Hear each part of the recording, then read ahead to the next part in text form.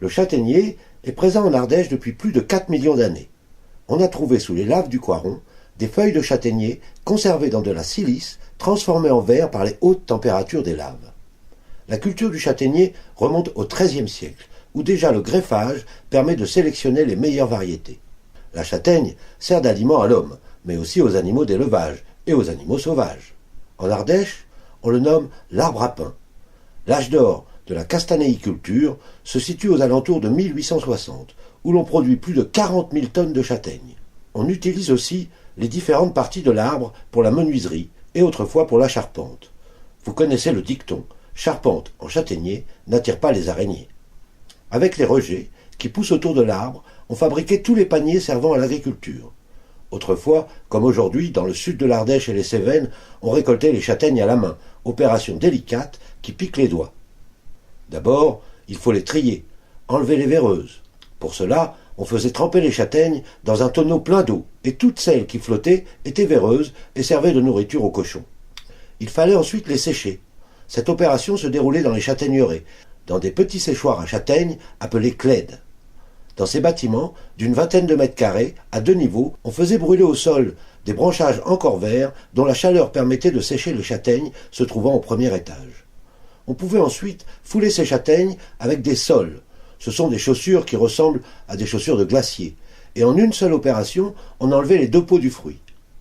En Ardèche, le plat traditionnel, pour les habitants de la montagne, c'était tout simplement quelques châtaignes séchées, trempées dans de l'eau, et pour le dimanche, lors de la visite des cousins, on préparait le cousinat, cette même soupe de châtaignes, mais cette fois avec du lait et du sucre.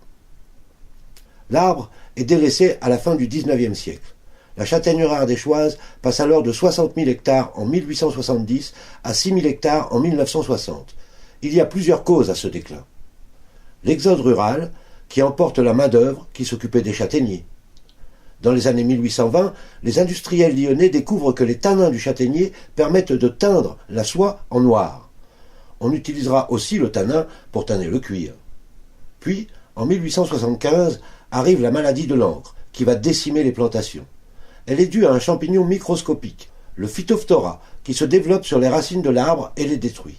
Lorsque la sève malade s'écoule de l'arbre par les lésions, elle s'oxyde à l'air et prend une couleur noire, d'où le nom de la maladie de l'encre.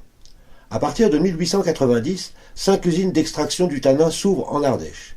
Il devient plus rentable d'abattre les arbres pour extraire le tanin que les cultiver pour leurs fruits. Abattre 1 hectare de châtaignier rapporte 7 fois plus qu'avec l'exploitation des fruits. 1 million d'arbres seront abattus en Ardèche. On prend alors conscience de la possible disparition de l'arbre et des opérations de sauvetage voient le jour. On replante des châtaigniers. Un syndicat de producteurs est créé. 65 variétés traditionnelles sont recensées en Ardèche. Entre autres, la Guyane, la précoce des Vences, la Pourrette, la Sardonne, la Bouche rouge, la Combale, la Garinche, la Bouche de Clos, la Merle. Les châtaignes que l'on appelle des marrons sont des châtaignes dont la petite peau duveteuse ne cloisonne pas le fruit, ce qui permet de les éplucher en conservant leur forme. En 2014, la châtaigne ardéchoise est reconnue appellation d'origine protégée, AOP. Avec cette appellation, les castanéiculteurs ardéchois s'engagent à vous apporter le meilleur de leurs fruits et de leur savoir-faire. Cette AOP est réservée aux châtaignes de variétés anciennes ardéchoises, cultivées en verger de type traditionnel, sur des secteurs de pente, quelquefois aménagés en terrasse. Vous la trouverez en fruits à cuire, en confiture, en crème ou en marron glacé, et ne vous inquiétez pas, les châtaigniers ne sont jamais traités. La châtaigne, c'est toujours bio.